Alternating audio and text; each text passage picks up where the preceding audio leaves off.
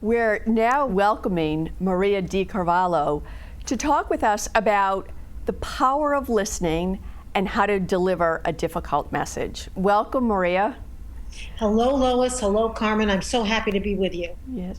Maria, we are absolutely intrigued with the whole idea of listening. So many rebels are sort of reprimanded and said, you need to listen better. Or if you really listened and tuned in, and listening is one of those topics, it's sort of like, of course we need to listen, but how do you listen? You know, what are the principles for listening well, and what are the benefits of listening?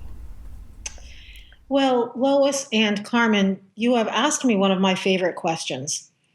The people who come to me for advice about communication almost always want to begin with how to deliver a message.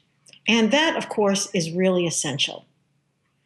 The assumption underneath it is that somehow listening and speaking are two different things, as though they're opposites of each other, when actually listening, in my view, is a way of speaking. It's a way of delivering a very powerful message to the person to whom you're listening. And that message is, you matter to me, I care, and what you're saying is important.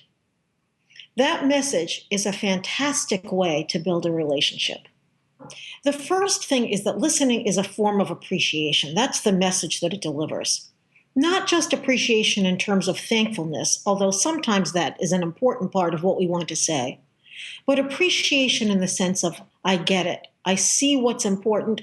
I see why it's important, and I see that you are important. In fact, there's a wonderful class taught by the Harvard program on negotiation, on the emotions in negotiation. And the study that underlies that class suggests that the single most important relationship builder is a sense of appreciation and the sense of understanding the value of importance of something. So I'd just like to make the case for listening that way. So I think that listening really does three very important things. It establishes affinity with another person, connection, appreciation, and trust. It helps you and the other person get to know each other in a real way, in a way that's larger than whatever you want to talk about. And it also is a way of supporting people, supporting the other person by understanding and by encouragement. So I think that if you can, you should always listen before you talk. So the question is, what do you listen for?